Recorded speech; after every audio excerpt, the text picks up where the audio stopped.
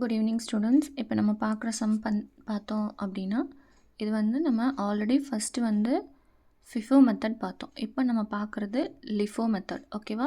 Last in first out. Last in first out சம். இதில் நம்ம ஃபஸ்ட்டு வந்து நம்மளுக்கு ஓப்பனிங் பேலன்ஸ் வந்து எவ்வளோ கொடுத்துருக்காங்க அப்படின்னா 500 கொடுத்துருக்காங்க. ஸோ 500 யூனிட் காஸ்ட் வந்து 4 கொடுத்துருக்காங்க. ஓகேவா? கொஷின் பார்த்துக்கோங்க. ஸோ 500 இன்ட்டு 4 கால்குலேட் பண்ணினோம் அப்படின்னா 2000. ஓகேவா?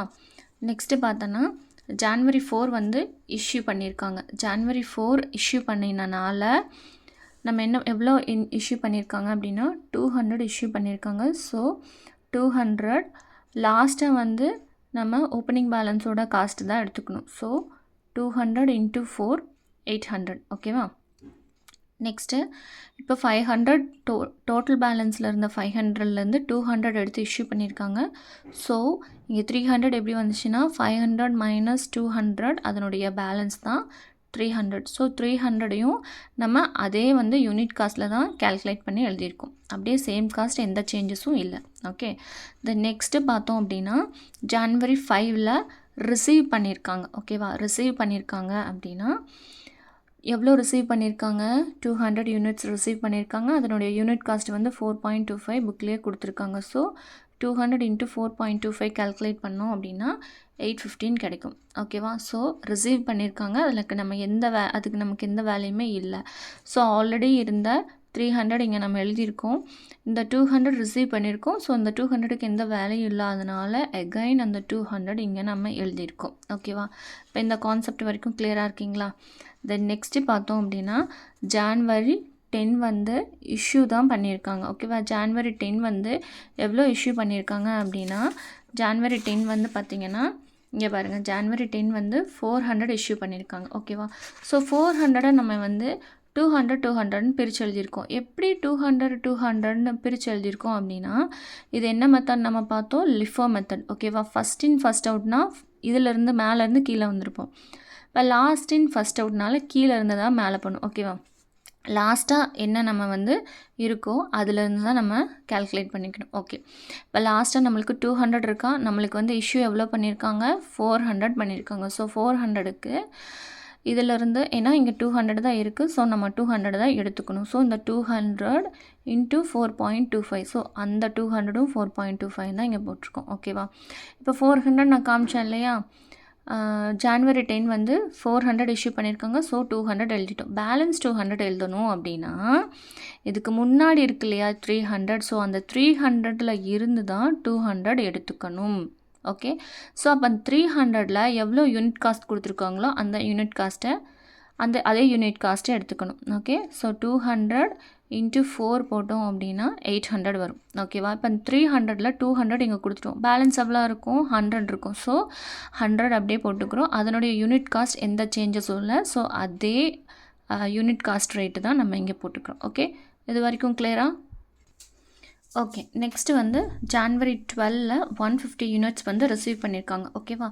அப்போ ஜான்வரி 12 வந்து பார்த்தோம் அப்படின்னா இங்கே ஜான்வரி 12 எவ்வளோ ரிசீவ் பண்ணியிருக்காங்க? 150. ஸோ 150 அதுக்கு என்ன ரேட் கொடுத்துருக்காங்க? 4.10. இது புக்லேயே கொடுத்துருக்காங்க. ஸோ எந்த கன்ஃபியூஷன்ஸும் வேண்டாம். ஸோ 150 இன்ட்டு 4.10 கால்குலேட் பண்ணினோம் அப்படின்னா 615. ஓகேவா? ஸோ அது ரிசீவ் தான் பண்ணியிருக்கோம். இதுவும் நம்ம எந்த சேஞ்சஸும் இல்லை. ஸோ அப்படியே அந்த 150 வந்து பேலன்ஸ் காலத்தில் எழுதிக்கிறோம். ஓகேவா? எழுதிக்கிறோம். நெக்ஸ்ட்டு வந்து பார்த்தோன்னா ஜான்வரி 15 வந்து 100 இஷ்யூ பண்ணியிருக்காங்க. ஸோ ஜான்வரி 15ல் வந்து 100 இஷ்யூ பண்ணியிருக்காங்க. இப்போ நம்ம பார்க்குற மெத்தட் என்ன? LIFO method. Last in first out. So லாஸ்ட்லேருந்து தான் போகிறோம். ஓகேவா? ஸோ நம்ம லாஸ்ட்லேருந்து தான் எடுத்துக்கணும். ஸோ இந்த 100 தான் வந்து அவங்க இஷ்யூ பண்ணனால 150 இருக்கு இல்லையா? So 150 into 4.10. ஸோ இந்த 150லேருந்து தான் நம்ம 100 எடுத்துக்கிறோம். ஓகேவா? அப்போ பேலன்ஸ் வந்து 150ல் எவ்வளோ இருக்கும்?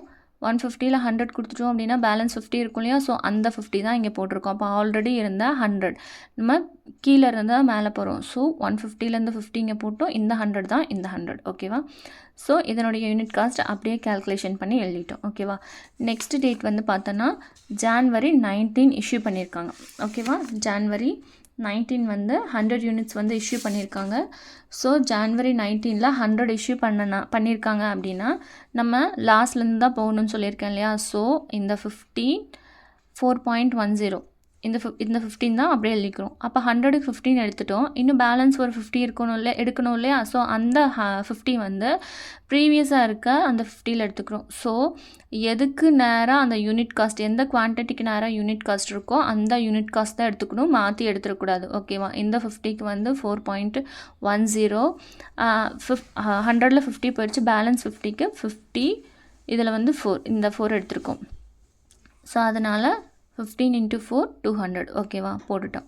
இப்போ பேலன்ஸ் வந்து இந்த 100ல் 50 கொடுத்துட்டோம் அப்படின்னா இன்னொரு 15 பேலன்ஸ் இருக்கு இல்லையா. ஸோ அந்த 50 இங்கே எழுதிட்டு 4.10 நம்ம இங்கே எழுதிட்டோம். ஓகேவா.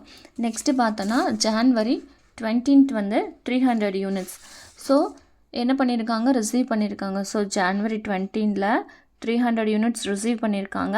அதுக்கு யூனிட் காஸ்ட் எவ்வளோ கொடுத்துருக்காங்கன்னா 4.50 கொடுத்துருக்காங்க. ஸோ 300 × 4.50 கால்குலேட் பண்ணோம்னா 1350. பக்கத்துலேயே கால்குலேட்டர் வச்சுட்டு கால்குலேட் பண்ணி பார்த்துக்கோங்க, செக் பண்ணிக்கோங்க. ஓகேவா.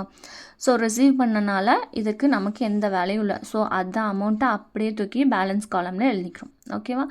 நெக்ஸ்ட்டு ஜான்வரி 25க்கும் பார்த்தீங்கன்னா ஜான்வரி 25க்கும் 400 யூனிட்ஸ் வந்து ரிசீவ் பண்ணியிருக்காங்க. ஏன்னா 20க்கு அப்புறம் பார்த்தீங்கன்னா 26 தான் ரிசீவ்டு இருக்குது, இஷ்யூ தான் 26.